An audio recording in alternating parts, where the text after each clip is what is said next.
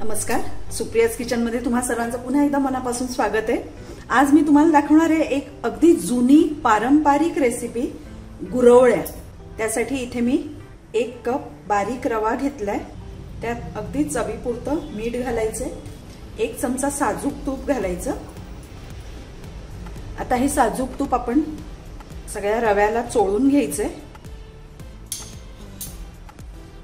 ही अगदी जुनी पारंपरिक रेसिपी आहे। हल्लीच मी एक पाककलेचं पुस्तक वाचताना ही रेसिपी पाहिली, पण अतिशय सोपी असल्यामुळे मी ट्राय करून बघितली आणि इतकी सुंदर झाली, मला ती तुमच्याबरोबर शेअर करावीशी वाटली, म्हणून आज मी इथे तुमच्याबरोबर ही रेसिपी शेअर करत आहे। आता श्रावण सुरू झाले आहे, आपले सण येत आहेत, रोज रोज सणाला काय गोड करावा हा आपल्याला प्रश्न पडतो, तर त्यासाठी ही रेसिपी अतिशय उत्कृष्ट आहे। तुम्ही नक्की करून बघा। यामध्ये तुम्ही रवा अर्धा रवा अर्धा मैदा घेतला तरी चालेल, किंवा नुसता मैदा घेतला तरी छान होतात गुरवळ्या। हे बघा, आता हे सगळ्या रव्याला व्यवस्थित लागलेलं आहे तूप। करायला अगदी सोपी आहे, थोडी वेगळी आहे, पण अतिशय टेस्टी आहे। आता आपण यामध्ये थोडं थोडं दूध घालून असं घट्टसर पीठ मळायचे।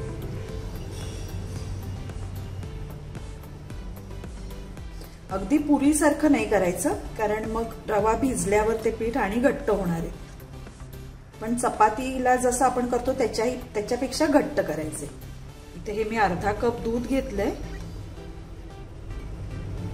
हे बघा, आपलं पीठ मळून झालेलं आहे। इथे मी अर्धा कप दूध घेतलं होतं, त्यातलं अर्ध लागलंय, म्हणजे पाव कप दूध आपल्याला लागलेलं आहे। बघा, एवढा घट्ट तरी गोळा पाहिजे, ह्याच्यापेक्षा पातळ करायचं नाही। आता हा रवा भिजावा म्हणून हे आपण 15 मिनिटं असंच ठेवून द्यायचंय झाकून, आणि मगच गुरवळ्या करायला घ्यायच्या। आता गुरवळीसाठी आपण एक सारण करून घेऊया आतमध्ये भरण्यासाठी। इथे मी अर्धा कप पिठी साखर घेतलेली आहे, त्यामध्ये आपण घालणार आहोत 1 चमचा तांदळाचं पीठ, 1 चमचाच घालायचंय, आणि वेलची पावडर। हे आता नीट मिक्स करून घेऊया। आपलं सारण तयार आहे।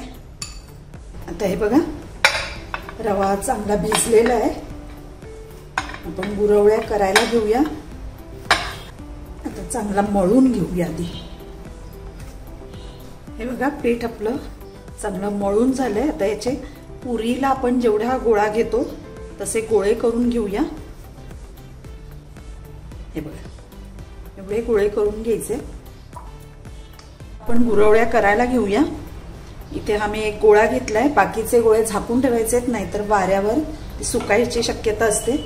याला आपल्याला काही पीठ किंवा तेल लावायची गरज नाहीये, असंच लाटून घ्यायचंय। यामध्ये सारण भरूया।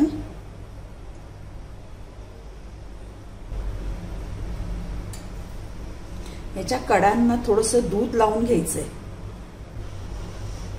म्हणजे मग त्या कडा तेलात सुटत नाहीत।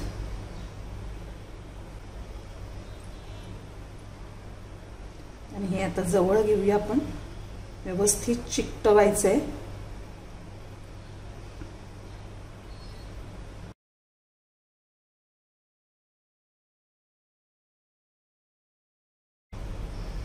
आणि हे असं दुमडून घ्यायचं।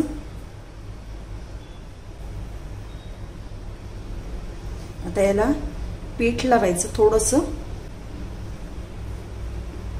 आणि हे अगदी हळूवार हाताने लाटायचे।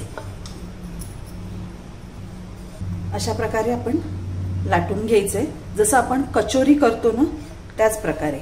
आता हे बाजूला ठेवून देऊया आणि सगळ्या एकदम करून घेऊया गुरवळ्या, आणि मगच फ्राय करायचे। अजून एक तुम्हाला मी करून दाखवते।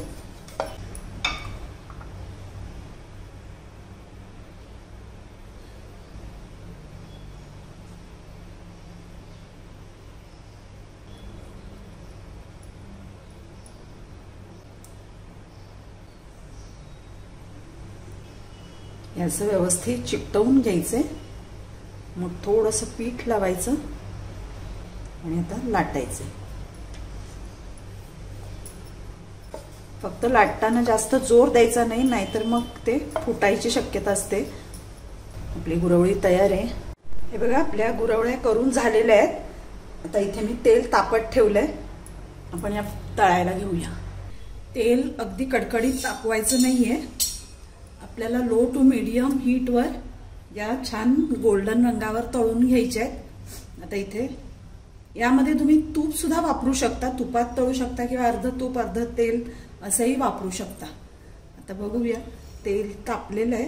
आता अगदी सावकाश सोडायची आहे, जी आपण सील केलेली बाजू आहे ती वर ठेवायची आहे।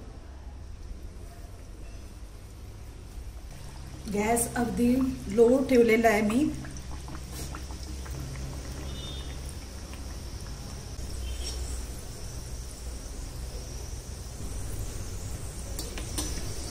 आता हळूहळू झाऱ्याने आपल्याला वर तेल सोडायचे। मस्त अगदी टम्म फुगलेली आहे गुरवळी आपली। अगदी सोपा प्रकार आहे पण अतिशय टेस्टी आहे, थोडा नवीन आहे। तुम्ही करून बघा, मला आवडला, तुम्हालाही नक्कीच आवडेल। आणि एखाद्या सणाला हा प्रकार करून बघायला हरकत नाही। एकदा केला की तुम्ही नेहमीच करून बघा। आता हे बघा, एका बाजूने त्याला छान रंग आलेला आहे। वाव। दुसऱ्या बाजूने सुद्धा चांगला सोनेरी रंग येईपर्यंत फ्राय करून घ्यायचे। आता यामध्ये मी जास्त तेल घेतलेलं नाहीये, म्हणून एका वेळी एकच सोडली आहे, नाहीतर एका वेळी आपण 2 किंवा 3 सुद्धा सोडल्या तरी चालतात। आता दुसऱ्या बाजूने सुद्धा झाली आहे, ही काढून घेऊया।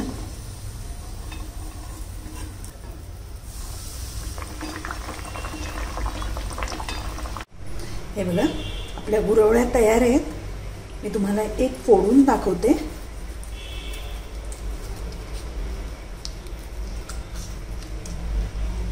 हे बघा, आतमध्ये साखरेचा पाक होऊन पूर्ण सगळीकडे पसरलेला आहे। अतिशय सुंदर लागतात, तुम्ही नक्की करून बघा। आणि आवडल्या तर माझ्या व्हिडिओला लाईक करा, शेअर करा आणि माझ्या चॅनलला सबस्क्राईब करा। थँक्यू।